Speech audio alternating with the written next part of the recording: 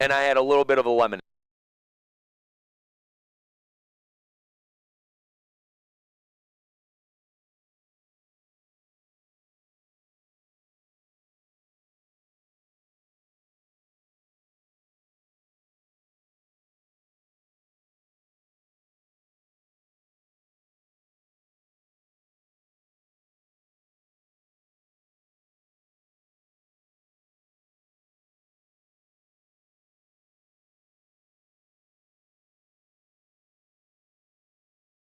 Bone, pork chop, ham bone. They're right out of Farmville.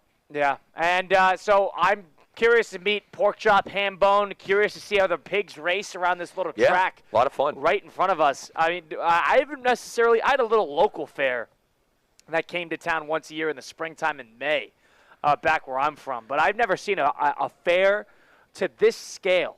I'm quite blown away with just the variety of things that they offer. The amount of things you could get. They have a shopping center, like it's a flea market. It's almost bizarre how big this fair is. I'm quite impressed. I even got lost. I went and got an Italian sausage, peppers, onions, the whole 9 yards. And I tried to find my way back with an umbrella and the whole thing. And I got lost like 2-3 times. I had to find some landmarks to help me locate my way back. I had to ask somebody, where's the pig race? And they pointed me in the direction. And I knew when I passed the Army helicopter that I was on the right way. The Army was your landmark. Yes. And we love our troops. Yeah, we love our troops. Love the Army helicopter. But that was a good landmark. You got to find these places. Like, I know. You get lost here. Right. That's why I shared my location with you, too. So, that was clutch. Yeah. It was a kind of a maze, as you said, trying to find everything. That's why when I came here earlier, we do things called site surveys where I come before and see where we're going to set up. And I'm like, all right, this is a big one. This is a big one. I'm going to have to make sure I'm, dotting my I's and crossing my T's when it comes to detail. And I thought I did. I thought I did a pretty good job. Yeah. I thought I did a pretty good job. All right, not bad. Yeah, I like the spot we're at, so come on down, come say hello. As we get a packed weekend of football ahead. A holiday weekend, technically no local programming this coming Monday for Martin Luther King Day. But we still have the national championship. National championship falling on a holiday, too. I think first time ever with the expanded playoff. Can't complain about that. 7:30 kickoff on Monday between Ohio State and Notre Dame. Got to be pleased about what you see there. And then, of course, you got the divisional games coming up tomorrow and Sunday. So you get 3 straight games, 3 straight days of some big-time football up ahead on the horizon. Got to be pleased with what we're seeing there. And, of course, on the basketball side of things, this Jimmy Butler saga is continuing to spiral downward. I think the new piece, the little nugget that came out was that Jimmy Butler was staying at a hotel about 30 miles away from where the rest of the team was during the finals. Jeez. And there was the nuggets about him not coming back on the team plane, but debunked. There's something different every single day about his relationship with the team and the whole thing. I was under the impression that Jimmy was cool with the Heat, and then all of a sudden when the contract dispute came up, all bad. Yeah. But it sounds like this is a whole lot more deeper than the tip of the iceberg, if you will, than what people are giving it credit for. I'm kind of over it. I'm kind of over hearing Jimmy Butler complain. I'm over hearing the Heat complain about Jimmy Butler. I just think both sides need to move on. I understand that the Miami Heat don't want to get swindled. They don't want to give up Jimmy Butler and not get the proper assets back. But he has a player option at the end of this year. Obviously, he's going to decline that and try to get a long-term contract and try to find a suitor. But my question to you is, what happens if they can't try to find a trade suitor? Are we going to do this Jimmy Butler garbage all year? Are we going to do the Jimmy Butler this, Jimmy Butler that all year? You're going to have to suck it up and play eventually, because then you're going to keep getting suspended. You're going to keep missing game checks. So unless you fake an injury, which would be a really rough way to go out. And Silver's trying to end that. Yeah. So you're not going to be able to get out of there. To your point, you got to be a little over this. Ugh. I mean, in terms of who's wrong, are you really going to try to dissect who's wrong in this situation? Aren't you kind of just over it generally? Both sides? I think both sides are going, hey, we're right. No, we're right. And there's no leverage. Right. Neither side has leverage. Jimmy does not have leverage because he's not young and he's not at the prime of his career. And the Heat don't have leverage because they know Jimmy doesn't want to be there, and he's going to cost a hefty amount just even to acquire him, or so Right. you'd think. You got to find somewhere that's going to be willing to probably sign him to the 5-year maximum, or else he's probably not going to agree to go. Well, he's but going to here's want a couple years. and also, like, if I'm the Heat at this point, I just get him out of Dodge. If you don't want to go there, too damn bad. You're out of our hair. You're someone else's problem. If you don't want to sign your player option, play there next year, figure out long term with them. We're done. That's probably how Pat Riley should operate. But I'm just thinking egos are getting in the way. Butler's ego is getting in the way as you're still thinking. You're still going to have a playoff run of some capacity in just a few months. Right. You can't just let this be just the elephant in the room for Yep. the next 4 months. I feel like there's something needs to adjust. If it's irreparable, then start to make a decision on how to make this irreparable problem go away. Mm-hmm. I don't know what they'll do. I really don't, because how many teams, single digits probably, that can make a Butler trade work and afford him, not only that, but also put together a package that's mildly even worth considering if you're the Miami Heat too. And I'm not even trying to take a side here. I do think that Butler's too old. I wouldn't give him 5 years. Well, he's not going to ask for 5 years. He doesn't want 5. He probably wants two-year maximum with a 3-year maximum. Yeah, 35 years old, trouble staying healthy. And obviously we talked to Stephen A. Smith earlier in the week, and he told us, hey, don't put the Philly thing on him. And I think he mentioned one more team. But I know not everything has been his fault, but every stop he's had a headache. Who wants to deal with it? I don't want to deal with it. It's either money, playing time, usage, coach problem, management problem, other players problem. There's always something. So it sounds like I'm pointing this directly at Butler, but to a certain point, being the multi-millionaire generational athlete that you are, at a certain point you're going to have to suck it up and play. Well, Riley, I think, is at fault too, because I think his ego's in the way stubborn. too. They're stubborn. His ego, and trust me, Pat Riley deserves to have an ego probably more than anybody in the National Basketball Association. But at some point, you got to gut out the distraction. You got to get rid of the distraction that is, infecting your team right now, and that sadly is Jimmy Butler, a guy who took you to 2 national NBA finals, a guy who probably put a lot of blood, sweat, and tears into the organization. But you got to end this. You got to end this. And I know fans are most likely going to remember the runs and how well he played. But right now, you're probably going to remember the situation with him and Pat Riley in a you-know-what match. Yeah, you're almost staining the history, the short-lived in some capacity, but the 5-year-ish history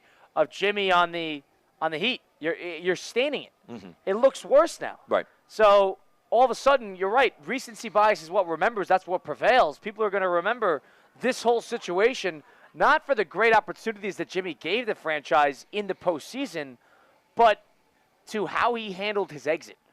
And it was never clean, and half the time it never is clean with these NBA stars. It really isn't.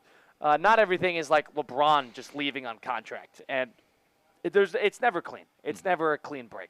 And so now the Heat are in a tough spot here because you're not going to ship them for just some rocks and a will to win, like $3 and a bag of chips. You're not going to do that.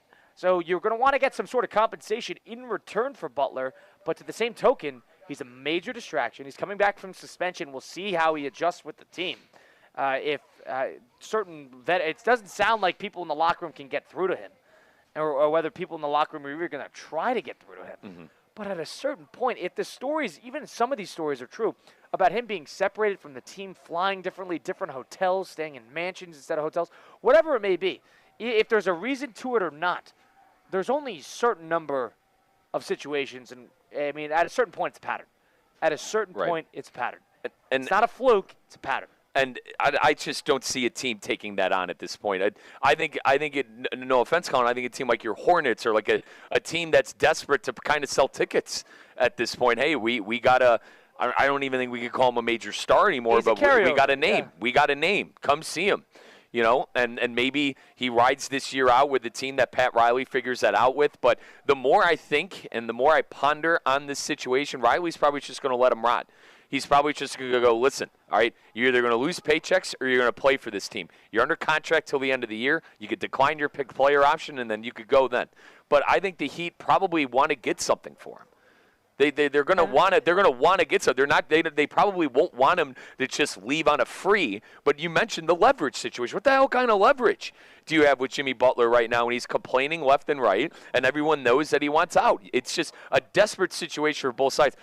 I think Jimmy probably should play and play to the best of his abilities to prove to other teams, hey, I can stay healthy. I'm still hungry. I can still give you something. That's how Jimmy Butler gets traded. My opinion. Yeah, and I wonder how much a 36-year-old or 35-year-old can really be motivated basically for a prove-it deal, a prove-it half season, for a franchise he does not want to play for anymore, for a bunch of players that probably there's some turmoil with, and hopefully not the coaching staff, but for a management that he doesn't necessarily think is respecting them. All of a sudden, Jimmy's going to let the competitor come out and go really hard and try to get a prove-it deal under his belt. Is that really what's going to happen? I don't know. That's the reality of the situation, though. I think how are you going to motivate that 35-year-old to do that? He has to go prove it because of everything that's happened in the past in this current crappy situation. That I'm not just putting Jimmy under its umbrella. Well, it's not like that Jimmy if and he the goes Heat. to a free agency, he's going to get signed. He's going to sign somewhere. There's no doubt about that in my mind. I don't think there's a disconnect with people believing that he's not a capable player. I think that maybe has something to do with the trade and trying to give them a compensation for it. But on whether a bad team or a good team was going to give him a contract. I don't know if there's that, but maybe the amount in the contract will change and determine how he plays, but the whole thing. And I think that's he's going to find out his worth, right? That's why free agency is great. You kind of figure out what you're worth and what your, a realistic number can be. Maybe the number's unrealistic. I don't know. Maybe the Heat are having trouble trading Jimmy because he wants a number from a specific team and he's not going to accept it. But the NBA, it's one of those leagues where if you get traded, you're going to have to go. And if that team trades for you, you're going to have to figure it out with them. So that's why I'm just surprised Riley hasn't made a move yet. I don't think this is a Pat Riley move to let this sit here and simmer and be a distraction for the team. Let's be honest. The Heat aren't going anywhere. It's Boston and Cleveland in the Eastern Conference. Probably put Milwaukee under the flag. The Knicks, too, with Cat. All right, it's kind of a four-team race. Everyone else is kind of the same. There's not much difference outside of those four teams, through the 5th through the 10th. There's not much difference between those teams. And I think the Heat understand that they're not winning anything this year. That's why it's shocking that Butler's still on this roster. Yeah, I don't know. The Heat don't think like that, though. That's not what they need to wake up. Wake up. They think that they're in it because they've done 8-seed runs, and they've they don't have Jimmy. They've done it. They've done it. But they don't have Jimmy Butler to bail them out. Jimmy Butler was the reason they went on those runs. Let's not get it twisted. Hold on. They have the best coach in the NBA, too. Okay, all right, fair. But you need the 1A star. You need the 1A star. And they don't have that if they don't have Jimmy Butler. And I don't even know if Jimmy Butler is a 1A star anymore if he plays. So what are you going to give him up for? So if you're not getting something worth giving him up, why are you just going to sell him off? What's the point of that? Just to get rid of them. No, wipe your hands clean of the situation. You have to take contracts in return. You have to take money in return, and all of a sudden you're paying people that either you don't want, you don't think is worth it, and then you're stuck underneath contracts that you don't want to do. So we're going to do this all year. We're going to do this all year with Jimmy. With the Heat. Listen, there's probably a way to do it. It's probably a 3 to 4 team trade. You're going to have to get a lot of suitors involved. But if you're the Heat, if you're going to give up $52 million in contract under contract and ship it off to another team, a team that's going to have to pay him, sign him to an extension pretty quickly as well, they're going to need to give $52 million back. And that means the Heat or another team are going to have to take $52 million in contracts. It's hard to get somebody to agree with that, even if it's not the Heat. It's hard to get a third team to agree to that if they're not getting a big-time star in return. So logistically, it's very tricky with the new CBA. The luxury thresholds are very real. If you're not in the thick of it, you don't necessarily want to find yourself behind the 8 ball in these contract disputes and with the league and the luxury tax and the whole bit. So it's a tricky spot, but you also you want to make something that works logistically. You want to get something that works financially, and you also want to get something that works with the team. You got a star here. They could pull a Clippers and just let the contract expire, but as long as he's going to pull a Paul George and play to the end of the year or not, you don't want the distraction because you're going to have the guys give up. We're 40 games into the season. Yeah. They give up because Cleveland's solid, had a good first half of the season. Should we throw the parade? I don't think that's fair. I don't think that's how NBA players operate. It's a tricky spot. I'm not sure what Pat Riley's going to do. We continue the conversation. Dive into a little NFL action coming up. The worst quarterback remaining Stroud, Hurts. We'll make a decision there and continue on the program. We're live from the South Florida Fairs over at the fairgrounds. We got the pig races. It looks like there's Pork Chop. It's my guy Pork Chop. That's Pork Chop. What's going on, buddy? Hey, Pork Chop. How you doing? So we got Pork Chop over there setting up the pig races. I believe it's going to happen in just about 15, 20 minutes. Yeah, he's got that microphone and everything. He's ready to go. Louder than we are. No, he's ready to go. He's louder than we are. It's Russo Where's Hambone? on ESPN 106.3. Live from the Anajar and Levine Accident Attorney Studios. Anajar and Levine Accident Attorneys. Call 1-800-747-FREE. This is ESPN 106.3.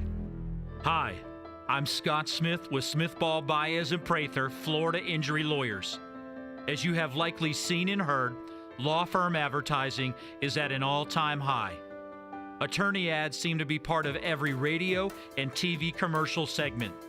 Some firms are even using paid actors